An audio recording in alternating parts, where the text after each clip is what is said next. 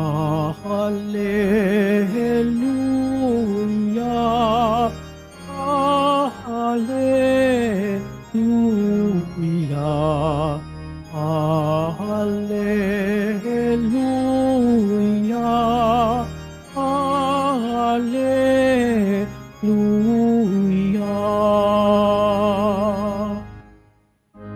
Sa krus ni Kristo tinangal, itong ating pamumuhay na para sa Kanya lamang. Hallelujah, Hallelujah, Hallelujah, Hallelujah.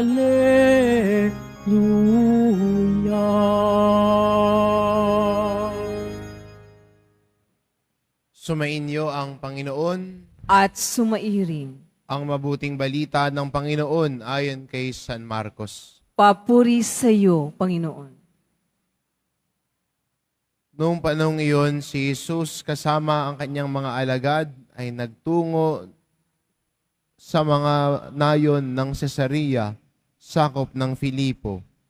Samantalang sila'y naglalakad, tinanong niya ang kanyang mga alagad, "Sino raw ako ayon sa mga tao?" Sumagot sila, "Ang sabi ng ilan, si Juan Bautista kayo. Sabi naman ng iba, si Elias kayo. At may nagsasabi pang isa kayo sa mga propeta. Kayo naman, ano ang sabi ninyo? Sino ako?" Tanong niya. Kayo ang Kristo," tugon ni Pedro. "Huwag ninyong sasabihin kanino man kung sino ako." Mahigpit na inutos sa kanila.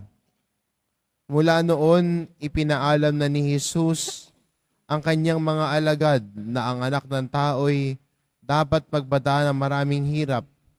Siya itatakwil ng matatanda ng bayan at ng mga punong saserdote at ng mga eskriba at ipapapatay. Ngunit sa ikatlong araw, siya'y muling mabubuhay. Maliwanag na sinabi niya ito sa kanila. Kaya't niyaya siya ni Pedro sa isang tabi at pinagsabihan. Ngunit humarap si Jesus at sa kanyang mga alagad at pinagwikaan si Pedro. "Lumayo ka, Satanas. Ang iniisip mo'y hindi sa Diyos kundi sa tao." Pinalapit ni Jesus ang mga tao, pati ang kanyang mga alagad at sinabi, "Kung ibig ninyo mang sumunod sa akin, limutin niya ang ukol sa kanyang sarili. Pasanin ang kanyang krus at sumunod sa akin. Ang naghahangad na maligtas ng kanyang buhay ay siya mawawalan nito.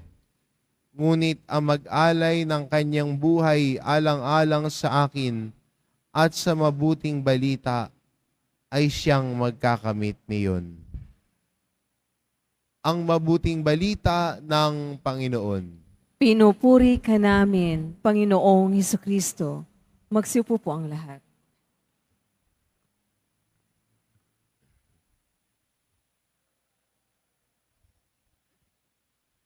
Sino ako ayon sa mga tao?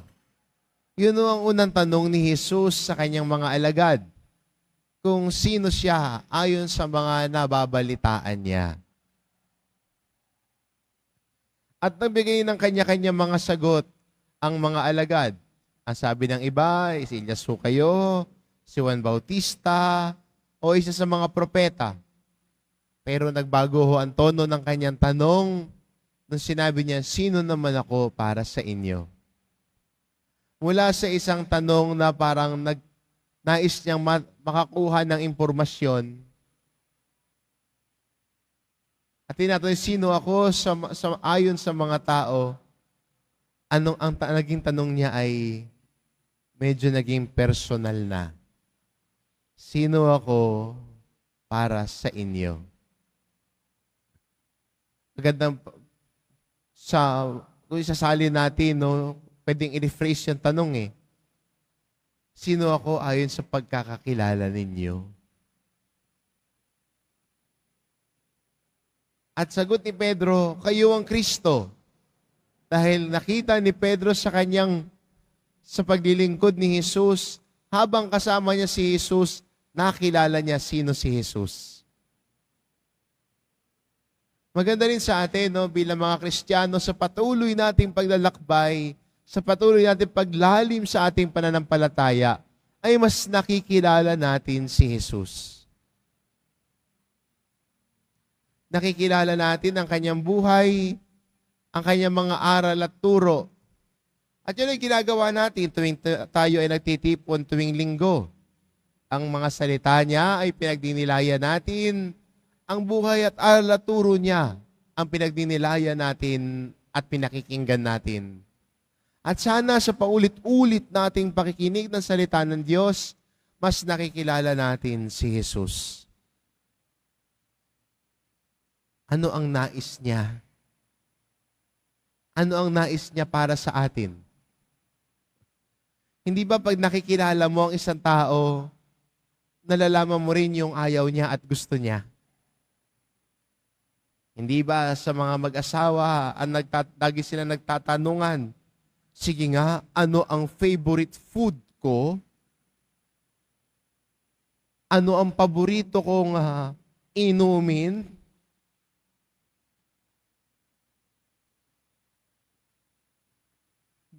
Yung kanilang ugnayan at pagkakilala sa bawat isa, iba trivial, nakikilala kung ano yung gusto at hilig, pero habang lumalalim sila sa kanilang pagsasamahan, mas nakikilala din nila ang bawat isa.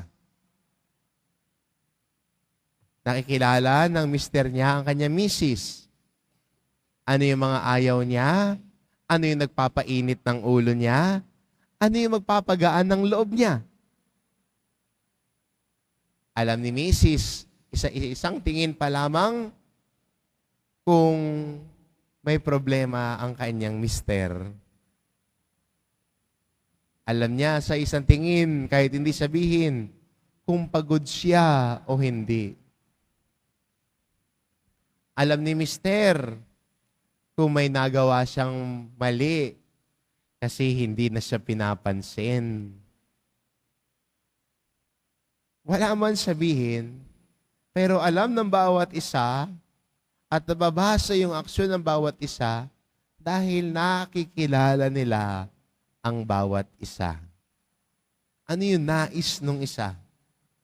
At para sa atin, no, bilang Kristiyano, sa ating paglalim ng ating ugnayan kay Jesus Nazareno, natutuklasan din natin ano ang nais niya para sa atin.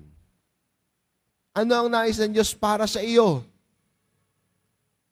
At nalalaman natin yan sa malalim nating ugnayan kay Jesus.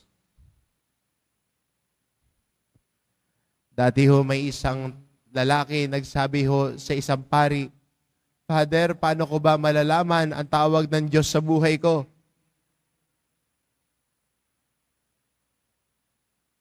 At tumingin sa kanya yung paring yon at sinabi sa kanya, simulan mo sa pagkilala kay Jesus. Sabi ng bata, nagsisimba naman ho ako. Tuwing Sunday, nagsisimba naman po ako.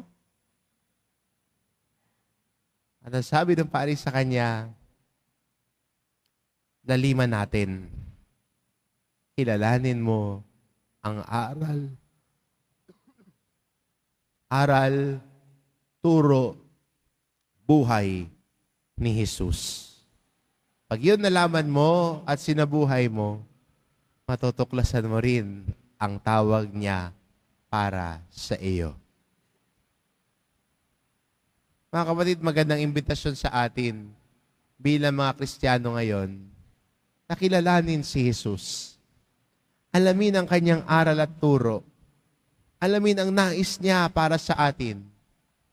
alamin sa pamamagitan ng ating pagninilay sa kanyang mga salita ang daan na hinahanda niya para sa atin.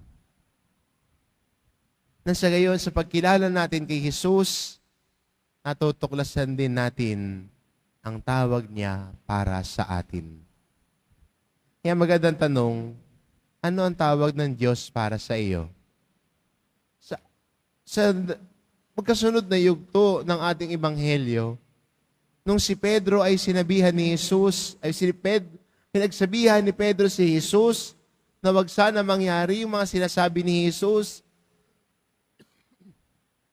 na kailangan niya magbata ng hirap, mamatay at ialay ang sariling buhay, medyo nireprimand siya ni Pedro, di ba? Pero ang sabi ni Pedro sa kanya, lumayo ka, Satanas. Hindi yan ang nais ng Diyos para sa akin. At kasunod din nun, ang patuloy na paanyaya ni Jesus na kung gusto nating sumunod sa Kanya, pasanin natin ang ating krus at limutin ang sarili. Ito yung mga imbitasyon ni Jesus. Imbitasyon niya para sa ating lahat na nagbubunga sa ating pagkilala at ugnayan sa Kanya. Kaya kung gusto niyo patuloy na lumago sa inyong pananampalataya at debosyon kay Jesus Nazareno, sana wag mawala ang ating patuloy na pagnanais na makilala siya, ang kanyang buhay, ang kanyang aral at turo na lagi nating pinagninilayan. At mula sa pagdinilay nito, tumutungo tayo sa pagsasabuhay nito. Kaya yung imbitasyon sa atin ng ating ikalawang pagbasa, na sana ang ating pinagninilayan ay maging parte ng ating buhay. Ang ating panalangin ay maging parte ng ating buhay at pakikitungo sa kapwa natin. Dahil mahal natin at kilala natin si Jesus Nazareno. Amen.